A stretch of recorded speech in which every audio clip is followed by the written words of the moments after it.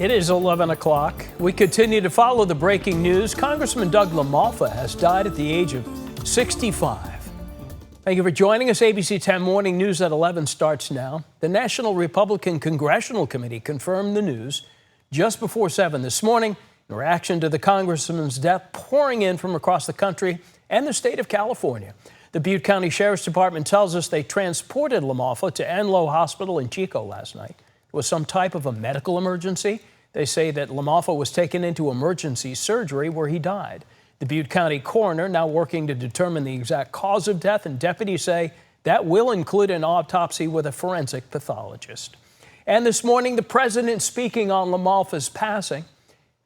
He was the leader of the Western Caucus, a fierce champion on California water issues. He was great on water. He wanted to release the water, he'd scream at him. And a true defender of American children. He was a defender of everybody.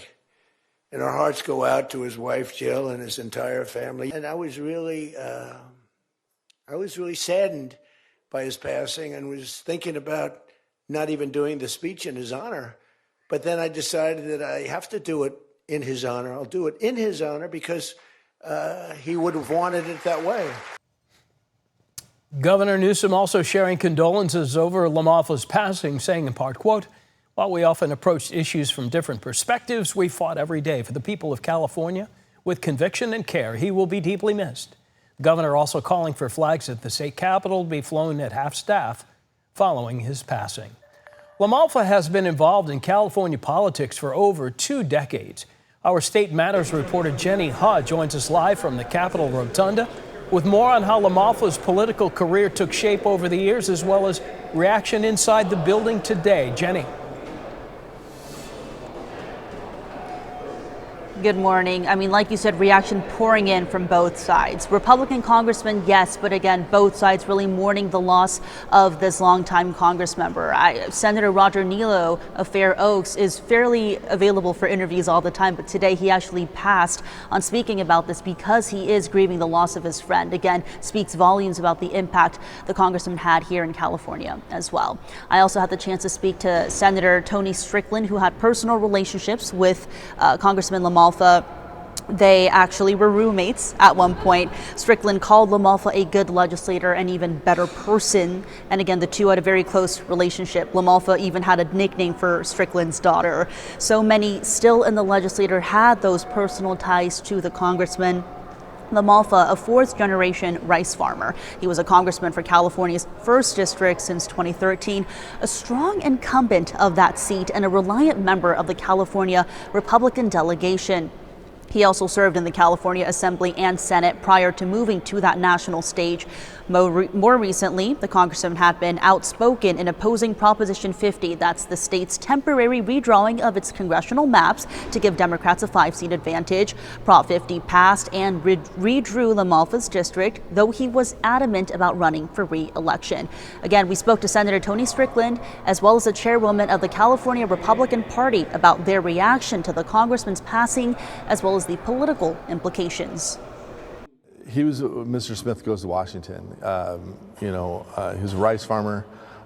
He really fought for rural California. We talked as recently about a week ago about him continuing to run for a fight for rural California and run for re-election even after the Prop 50 news came out. This loss is it's devastating for us. He was doing an amazing job getting to know his new constituents. The politics are going to happen. Again, emphasis by the Republican Party that right now is the time for mourning, but they will have to soon consider who the best successor to LaMalfa would be, especially as that Republican majority in Congress grows slimmer now. And throughout the day, we're going to have much more reaction from our state legislators, and I'll be sure to keep you posted with the latest. For now, live at the Capitol, Jenny Ha, ABC 10. Yeah, Jenny, and you probably felt this today, a lot of bipartisan, like the old school days where you worked together. And I think, my feeling is Doug LaMalfa was of that generation. He certainly was of the soil of the people that he represented in the North State. I mean, exactly. I think that's the consensus. He really, I mean, recently he was also in the spotlight for voting for that big, beautiful bill. And there was a lot of talk about health care and those federal funding cuts. But like you said, well, really a respected congressman by both parties. And that's really the legacy he leaves behind. Again, the message you're hearing from both sides as they so publicly and privately mourn the loss of the congressman. Yeah, plus such a shock this morning. Jenny Hahn at the Rotunda. Jenny, thank you. More reactions pouring in to the passing of LaMalfa. Sacramento area Congresswoman Doris Matsui commending LaMalfa's commitment to water and forest issues, saying that, quote, while we often disagreed, we never disagreed on the core principle that we are here to serve our constituents. Congressman Kevin Kiley, with his condolences, writing in part, quote, I am deeply saddened by the passing of my colleague, Doug LaMalfa. He was a strong advocate for ag and natural resources, and his leadership and presence in Congress will be truly missed, end of quote. Solano County Democratic Congressman John Garamendi reflecting on his relationship with LaMalfa, saying, quote, together for a decade, we represented the great Sacramento Valley.